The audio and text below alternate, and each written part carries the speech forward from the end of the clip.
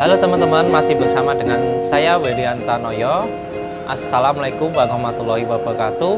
Masih bersama di pembahasan tips-tips edukasi bisnis bersama Creatify. Di video ini saya akan menjelaskan bagaimana caranya seorang dropshipper naik kelas.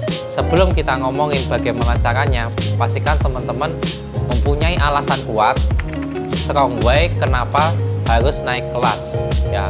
Padahal kan enak tuh jadi dropshipper, nggak nyetok produk, nggak packing, kemudian nggak ekspedisi ya, nggak perlu repot, tinggal fokus di marketing dan CS. Nah, jadi begini teman-teman, saya dulu juga seorang dropshipper ya. Saya sedang bekerja di kantor, kemudian saya mendapatkan pesanan, kemudian ketika saya dapat pesanan, saya minta tolong supplier saya untuk mengirim dari tokonya ke pembeli saya, kemudian saya dapat penjualan dari situ ya, bisa berupa komisi, bisa dari bonus ya dari penjualan itu bisa. Nah, tetapi begini kendalanya, pada suatu saat kemarin saya itu harus gonta-ganti produk terus, akhirnya ya capek ya, kemudian nomor kontak yang masuk itu tidak jadi pelanggan karena nggak jelas, jualannya gonta-ganti terus. Nah, dan akhirnya pula keuntungannya tidak maksimal, akan mentok di angka-angka tertentu. Jadi udah gonta-ganti produk, keuntungannya nggak maksimal, nggak jadi pelanggan, dan akhirnya bisnis itu hanya berhenti di saya. Berkembangnya bisnis itu tidak bisa sampai bisa punya banyak tim. Nah, kemudian saya mulai mencoba untuk naik kelas, yaitu menjadi seorang reseller. Saya mulai stok produk dari produk yang laris, kemudian dari brand-brand yang sudah mulai naik, dan akhirnya alhamdulillah saya bisa naik kelas dan tim saya mulai bertambah gitu. Dan kemudian penjualannya semakin naik. Tetapi angka penjualannya juga tidak cukup bagi saya. Saya menginginkan keuntungan yang lebih besar. Saya menginginkan penjualan yang lebih banyak. Bagaimana caranya?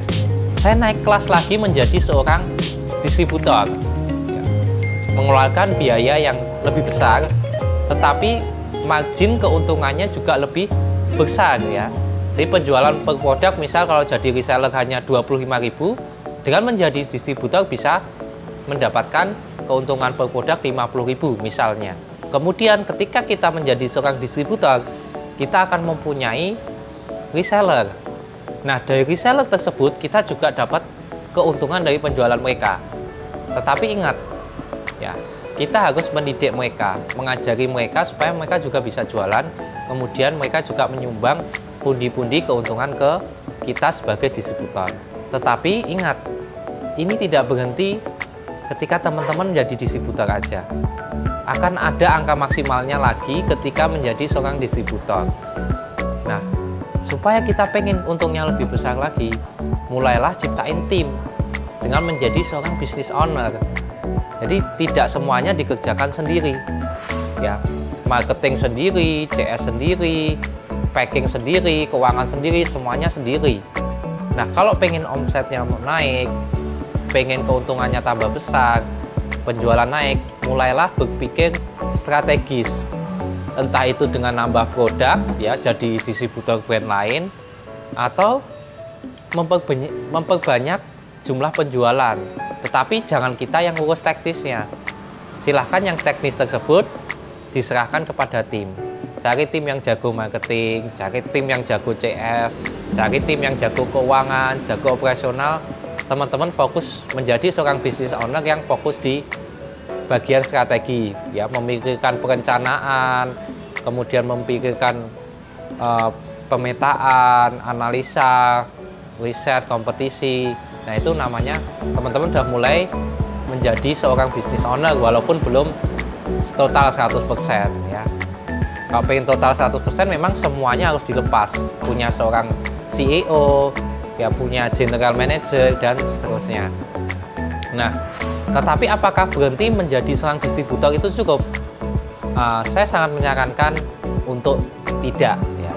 Jadi masih ada satu tahapan lagi, yaitu menjadi seorang brand owner ya, atau pemilik merek. Nah, kenapa harus jadi pemilik merek?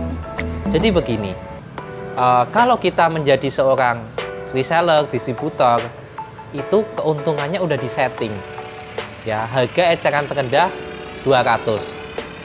Kemudian teman-teman mau jual lebih dari 200 itu bisa, tetapi kemungkinannya kalau misal teman-teman jualan di Facebook Ads di atas 200, di marketplace ternyata ada yang jual 200, bisa aja orang yang tadinya tahu dari Facebook Ads atau Instagram Ads belinya ke marketplace. Nah, sehingga ya keuntungannya nggak jadi besar.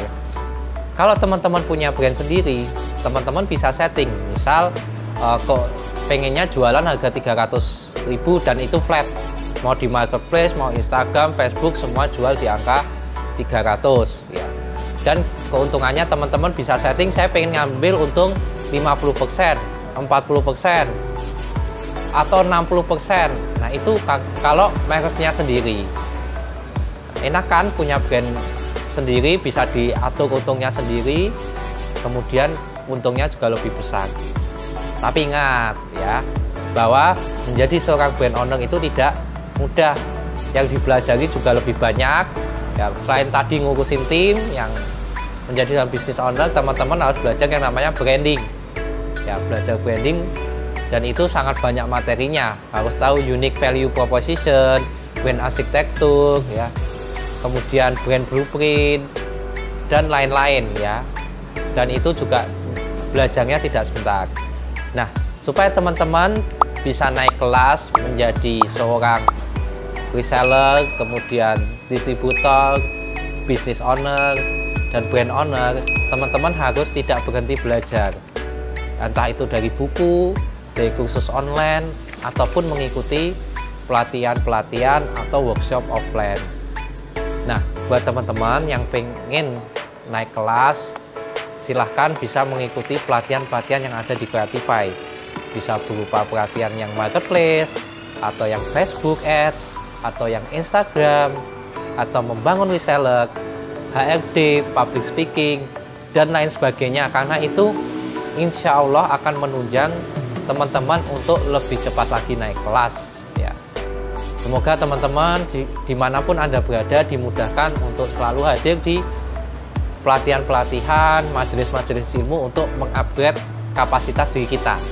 Karena rezeki kita tidak akan lepas dari dua hal, yaitu sesuai dengan kebutuhan dan sesuai dengan kapasitas dari teman-teman semuanya. Oke, terima kasih udah menyimak video ini dari awal sampai akhir. Sampai jumpa di video selanjutnya. Assalamualaikum warahmatullahi wabarakatuh.